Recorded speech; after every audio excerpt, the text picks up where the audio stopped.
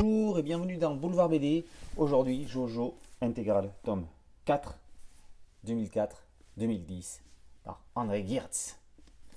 5 grandes histoires de Jojo viennent clôturer la réédition en intégrale des aventures du gamin en salopette rouge et à la casquette immense. Précédées d'un dossier introductif de Morgane Di Salvia, elles sont chacune un petit caillou blanc sur le chemin de la carrière du regretté André Geertz.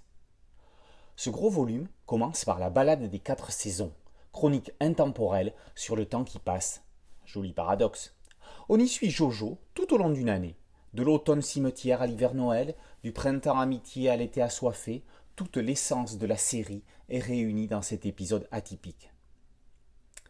Dans Une fiancée pour papa, Jojo se sent investi d'une mission de la plus haute importance. Trouver une fiancée pour son père. Le petit garçon a perdu sa maman il y a bien longtemps. Nous, lecteurs, nous ne l'avons jamais connu.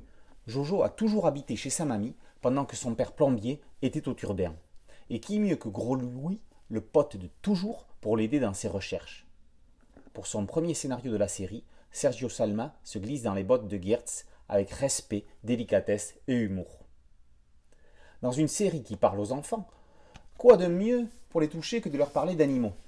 C'est l'idée de génie de Jojo vétérinaire.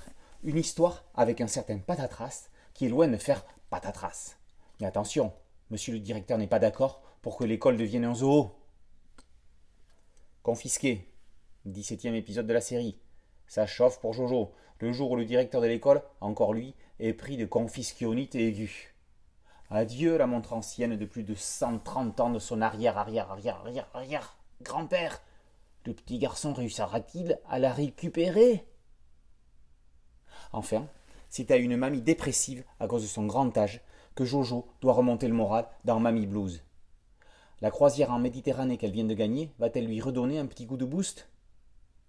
Cet épisode sur la maladie résonne comme un écho à celle contre laquelle André Geertz est en train de se battre. Il lui faudra l'aide d'Alain Morisset et de Renaud Collin pour terminer cette histoire signée Sergio Salma. L'actuel rédacteur en chef du journal Spirou, Morgane Di Salvia, signe le dossier introductif. Il ne nous cache rien de la vie privée de Geertz et des conséquences que cela a pu avoir sur son œuvre, de sa séparation jusqu'à la maladie qu'il a emportée. Il y parle également de l'engagement de l'auteur dans la BD contre le silence, traitant du difficile sujet du sida chez les enfants, projet réalisé sous la houlette de Thierry Tinlot. Enfin, cette intégrale ne serait pas complète sans la nouvelle illustrée, la visite de Michael Moore, petite perle qui justifie à elle seule l'intérêt d'une telle intégrale. Cet ultime volume de l'intégrale Jojo laisse une saveur particulière, un goût bizarre quand on réalise que le mot fin est en fait le mot adieu. André Geertz nous a quittés en 2010 et Jojo est parti avec lui. Cette série avait tant de son créateur que toute reprise aurait été inenvisageable. Par bonheur, il nous reste toutes ces belles histoires de Jojo. Jojo, c'est la jeunesse éternelle, celle que les vraies personnes, c'est-à-dire celles qui ne sont jamais devenues adultes, n'ont pas quitté l'enfance. Jojo, c'est l'histoire d'un temps où l'on prenait le temps insufflé dans notre époque moderne. Ce n'est déjà plus comme autrefois, mais ce n'est pas vraiment comme aujourd'hui. Si on aperçoit un téléphone portable ou un lecteur MP3, on écoute encore la maîtresse et on joue à la balançoire. Et ainsi, Jojo, c'est presque un paradoxe temporel qui se fait dans un naturel tel que l'on ne se pose pas de questions.